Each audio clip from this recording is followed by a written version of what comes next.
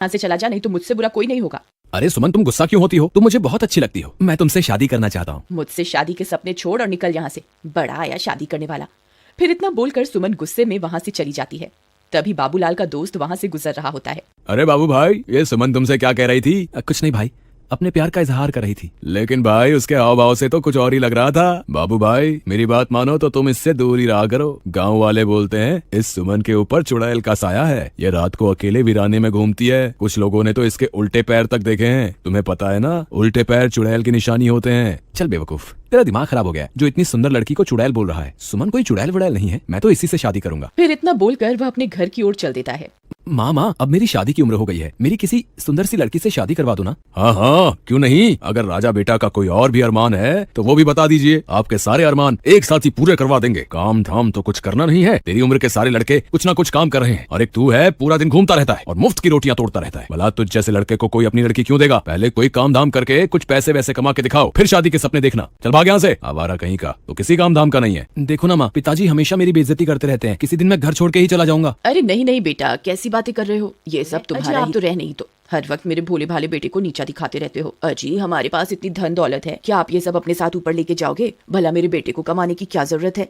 मामा, मुझे सुमन बहुत पसंद है। तुम उसके घर मेरा रिश्ता लेकर जाओ ना। ठीक है, मैं कल ही सुमन के माता पिता से तुम्हारे रिश्ते की बात करने जाऊंगी। फिर अगले दिन बाबूलाल की माँ सुमन के घर रिश्ता लेकर जाती है और उन्हें अपने पैसों का रुबाब दिखाती है। देखिए बहन जी, आप बहुत अमीर लोग हैं और हम गरीब। मेरे पास आपको देने के लिए कुछ भी नहीं है। तुम्हारी किस्मत बहुत अच्छी है जो तुम्हारी लड़की की शादी मेरे बेटे से हो रही है। बस तुम सुमन की शादी मेरे बेटे से करवा दो, मुझे तुमसे कुछ नहीं चाहिए। इतना बोलकर वह वापस अपने घर की ओर चल देती है। अगले दिन सुमन और बाबूलाल की शादी हो जाती है। बाबूलाल सुमन से शादी करके फूला नहीं समाता। रात होने पर बाबूलाल और सुमन अपने कमरे में सो रहे होते हैं। तभी सुमन उठती है और सीधा घर से बाहर निकल जाती है और जंगल की ओर चल पड़ती है। बाबूलाल के दोस्त को सुमन पर पहले से ही शक होता है, इसलिए वह उस पर पहले से ही निगरानी रखे हुए होता है। अरे ये भाभी इतनी रात गए कहाँ जा रही है? मुझे इनका पीछा करना होगा। फिर चीमा सुमन का पीछा करने लगता है। तभी चलते चलते सुमन के पैर उल्टे हो जाते हैं। अरे मर गए रे, इसके तो पैर ही उल्टे हो गए। मेरा शक सही निकला, ये तो चुड़ैल निकली। तभी देखते ही देखते सुमन चुड़ैल में बदल जाती है और गुफा के अंदर घुस जाती है।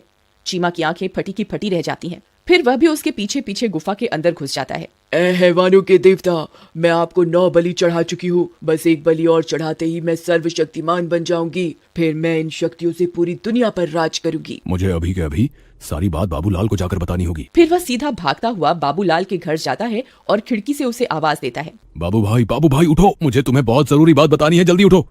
अरे क्या हुआ भाई, इतनी रात तुम यहाँ क्या कर रहे हो? भाई मैंने तुम्हें पहले ही कहा था कि तुम्हारी बीवी चुड़ैल है, लेकिन तुमने मेरी बात का विश्वास नहीं किया था। भाई मुझे लगता है कि तुम्हारा दिमाग खराब हो गया है, जो ये बहकी बहकी बातें कर रहे हो। अच्छा तो ये बताओ कि क्या सुमन घर पे है? इतने में सुमन वहाँ आ जाती है। क्या हुआ चीमा भैया, इतनी रात गए कैसे आना हुआ? चीमा सुमन को घर पर देखकर हक्का बक्का रह जाता है। अब कुछ नहीं भाभी जी, मैं तो बस यहाँ से गुजर रहा था तो सोचा बाबू से मिलता चलूं। अच्छा मैं चलता हूँ। इतना बोलकर चीमा वहाँ से दुम दबा के भाग जाता है। अजी क्या हुआ, ये आपका दोस्त आपसे क्या कह रहा था? कुछ नहीं, बस ऐसी ही बेकार की बात। चलो अब तुम सो जाओ, रात बहुत हो गई है। फिर सुबह होने पर वह सेठानी गुस्से से लाल हो जाती है क्योंकि सुमन अभी तक सो रही होती है। ए बहुरानी, अभी तक सो रही है क्या? घर का काम कौन करेगा? चल जल्दी उठ, मैंने काम वाली की छुट्टी कर दी है। आज से घर का सारा काम तुझे ही करना है। फिर सेठानी के जोर जोर से चिल्लाने की वजह से सुमन की नींद खुल जाती है और वह गुस्से से लाल हो जाती है। रुक बुढ़िया, तुझे मैं अभी बताती हूँ। फिर सुमन गुस्से में बाहर आती है। ए बुढ़िया, क्यों शोर मचा रही है सुबह सुबह? मेरी सारी नींद ही खराब कर दी। अरे दया रे दया, इसकी हिम्मत तो देखो, मुझे बुढ़िया बुला रही है। ए तेरी इतनी हिम्मत, मुझे बुढ़िया बोलेगी? चुपचाप घर का ये सारा काम निपटा दे। तेरे माँ बाप ने वैसे भी दहेज में फूटी कौड़ी भी नहीं दी है। मैं कोई काम वाम नहीं करने वाली, जो करना है कर लो। तेरी इतनी हिम्मत, मुझे मना करेगी? रुक तुझे अभी बताती हूँ। अरे मर गई रे, ये क्या हो गया? ए तेरी इतनी हिम्मत, मुझे अभी कभी छोड़ दे। बाबू बाबू ओ बाबू, देख तेरी बीवी मेरे साथ क्या सलूक कर रही है, जल्दी आ, मुझे इससे बचा, नहीं तो ये मेरे सारे बाल नोच डालेगी। फिर अपनी माँ की चीख पुकार सुनकर बाबू दौड़ा दौड़ा अपने कमरे से निकलकर वहाँ पहुँच जाता है। वह यह सब देखकर हैरान रह जाता है।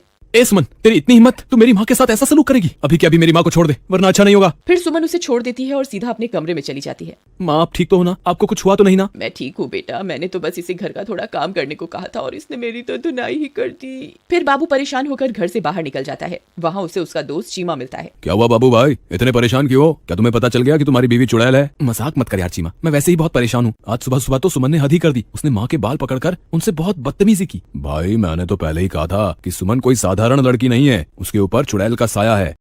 एक बहुत आसान रास्ता है, अगर तुम उस चुड़ैल के सामने आईना रख दोगे तो तुम्हें उसकी असलियत उस आईने में दिख जाएगी। फिर वे दोनों अपने अपने घर की ओर चल देते हैं। रात होने पर बाबू सुमन के लिए एक फूलों का गजरा लेकर घर पहुंच जाता है। अरे भगवान, तुम कहाँ हो? देखो आज मैं तुम्हारे लिए क्या लाया हूँ। सुमन वहाँ आती है और गजरा देखकर बहुत खुश हो जाती है। फिर वह गजरा अपने बालों में लगाकर शीशे के सामने पहुंच जाती है। तभी उसके पीछे पीछे बाबूलाल भी पहुंच जाता है। सुमन जैसे ही अपने आप को शीशे में देखती है, उसकी असलियत उसमें दिखाई देने लगती है। बाबूलाल की आंखें फटी की फटी रह जाती हैं। वह उस चुड़ैल को देखकर बहुत डर जाता है। हे भगवान, ये मैं किस मुसीबत में फंस गया? ये तो सच में चुड़ैल निकली। अच्छा हुआ असलियत के बारे में पता चल गया। मैं आज रात को तेरी ही बलि देने वाली थी। अरे भागो रे, ये तो चुड़ैल निकली। अपनी जान बचा के भागो। चीमा भाई मुझे बचाओ, मेरी बीवी तो चुड़ैल निकली। तुम सही कहते थे। हाय, मर गए रे। फिर वह सीधा भागता भागता अपने दोस्त चीमा के घर पहुंच जाता है। चीमा भाई जल्दी से दरवाजा बंद कर दो। तुम सही कहते थे, सुमन तो चुड़ैल है। मैंने उसकी असलियत आईने में देख ली है। अब वो मुझे नहीं छोड़ेगी। अजी मुझे लगता है आपका ये दोस्त अपने साथ साथ हमें भी मरवा के छोड़ेगा। तुम अभी कभी से घर से बाहर निकालो, नहीं तो इसकी पत्नी इसका पीछा करते करते यहाँ पहुंच जाएगी।